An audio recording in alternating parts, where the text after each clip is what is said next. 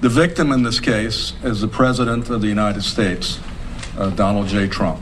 You'll see that in the probable cause affidavit once it becomes public record. I want to give you a series of the chain of the events of how this happened and how we arrived at probable cause. It'll be a quick snapshot. So I want to announce the arrest of the suspect in this case. His name is Shannon Atkins. He has a traditional black name, so we can't say that he's Muslim or he doesn't have like a Mustafa or Akbak type of last name. He's a male, 46 years of age, who resides in the city of West Palm Beach. The timeline: on January 19th, late, a tip was given to the FBI National Threat Operations Center. It was given to them by a gentleman that resides in Okeechobee, Florida.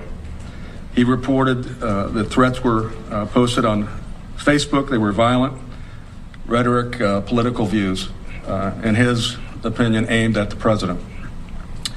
Very early on January 20th, our West Palm Beach detective that's assigned to the FBI task force began working the case, and he too found the disturbing post.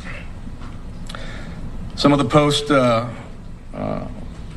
were Lincoln, JFK, Reagan, Martin Luther King, and Trump. Atkins posted, "Unfortunately, one is still alive."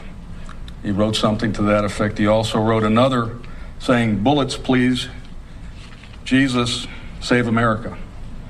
Another one he wrote, "I've been banned from X because I said I hope and pray someone kills him. We haven't had an assassination in years." That gives you a flavor of some of the posts. This dude definitely was on Demon Time making comments like that. Like, he went full-blown egregious to even group some of the historical leaders from the past to say that only one is still alive, and that's Trump. Dude, you was asking for this for real.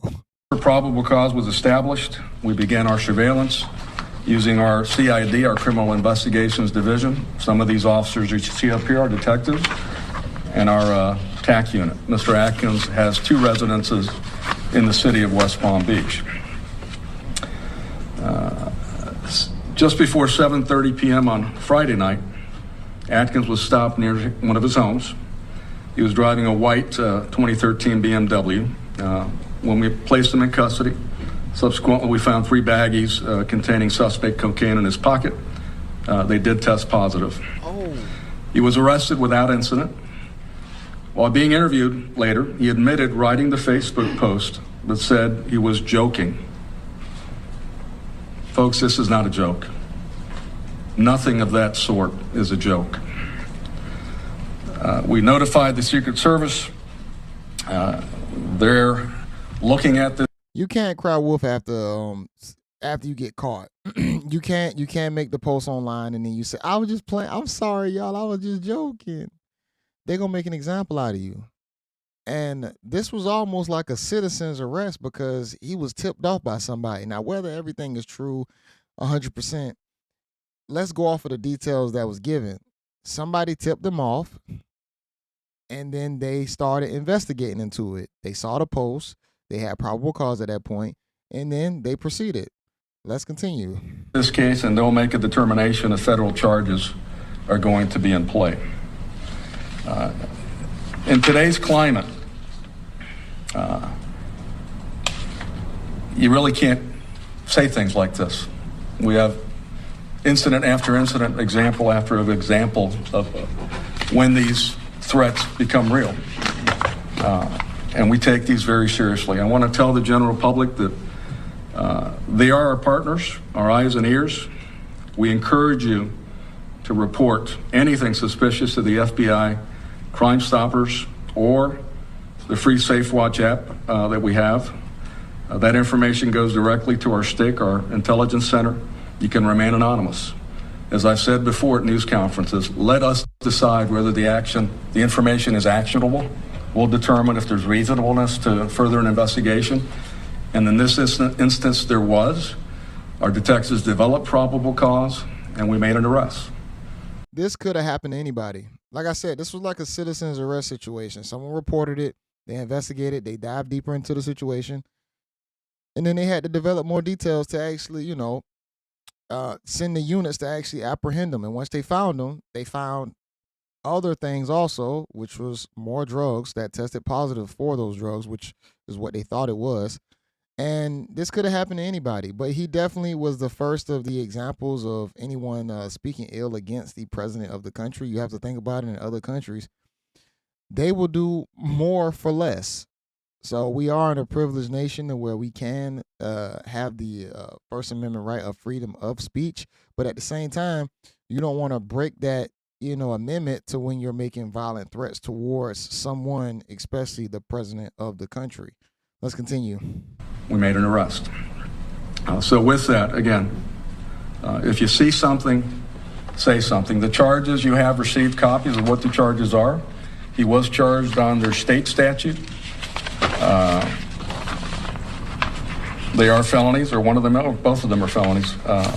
And the state attorney's office was very helpful in working in this case with us, and so was the FBI and the Secret Service. And that's another point I want to make. Working in partnership with federal law enforcement, local law enforcement, it takes all of us to keep our community safe. And in this instance, the system worked. Working with our federal partners, the information given was seamless. We do have an agent, a police officer, a detective that works on the task force, as do many jurisdictions across the land, to include this region, this area, and it worked as it should. So did we avert something? You never know what you avert. You never know what you displace. I do know that we developed probable cause. We arrested Mr. Atkins, and he's going to have to answer the charges. So with that, I also want to compliment our CID division. These detectives worked tirelessly on this case, as they do every case. They did things professionally, timely, and they effected an arrest when they developed probable cause. So thank you, gentlemen, for the job well done, and also the detectives that are not here that sustained the case also out there by conducting the surveillance. So with that, I'll take a couple questions. No questions? Thank you very much for being here. Yeah, that was no question. Like, no questions? No questions. All right, man. I think Florida trying to get some brownie points, man. Florida want to get some extra stimulus money, man, under Trump's, new regime. They trying to get some stimulus money. Florida like, all right, man, we the first to apprehend a possible suspect against the president. You think we can get a bag? Nah, man. Hey, like I said, whether he was an example or not, you can't go talking greasy online and expecting nobody to look at it or say anything about it. Depending on how bad it is, you got to be ready for the consequences. A lot of people post things thinking that it might never get seen, the whole nine. You got to be able to stand on the things that you speak on. Even me, if I speak on certain things, I got to stand on it if I get confronted about it. It is what it is. But when you start making threats, okay, that's a whole nother ball game at that point. And then you have someone reporting it, and I know someone will say like, hey, he's a black guy. Okay, you have black guys that have committed terrorist acts. We can't just go off the race card here or the ethnicity group card, because I feel like it's all one human race. But at the same time, you can whistleblow on someone that that's doing some form of a terroristic threats or posting things. I think a lot of people just don't do it. They don't go through with it. They don't go and report it to the, your local departments or anything like that. A lot of people turn a blind eye. I know a lot of people that just like, man, that's not my business. But you might have someone who probably was extra intuitive to say, hey, man, I'm not letting this pass by. And maybe he didn't like him. Maybe this guy was trying to really throw him under the bus or really get him drugged through the mud. But regardless of the fact, everybody has that right and power to take it further. But at the same time, I don't think you should be making terroristic threats online in any form or fashion if you don't want to. Now, if you're on crash out time, hey, you on crash out time. But you ain't on. But if you're not on crash out time and you're posting this type of content, what's next? You got to go on an apology tour? I'm sorry, I didn't really mean to do it. I was letting some emotions. I was just joking, y'all. Don't do it. Don't joke. Do that at the barbershop. Talk amongst your your fellow comrades about that type of those type of topics. But I don't think anybody's gonna really agree to go that far and say that you okay talking about that stuff, because that's extreme. Most people don't believe it on that level, regardless whether you disagree with someone for their views or their policies, the whole nine. We're not wishing death upon anybody because it's very heinous at that point. This was crazy, man. I already know, like, just seeing Buddy, when I saw his face, I was like, oh, it's a black dude. But at the same time, like I said, could he have been an example? Possibly. Is Florida trying to get some, getting Trump good graces? Possibly. It's a lot of things that could be, but I want to know what y'all think the situation is. What's going on at hand? If I'm wrong on anything, correct me on it. I'm not right about everything. I saw this. I want to speak on it because I thought it was interesting, and I want to speak on more political topics and questions. Me being an older man, you have to engulf yourself in it at some point because it's dealing with your family and your future. Let me know what y'all think about this. Y'all like the video? Comment below. This is JayBReacts, and until next time, y'all, peace.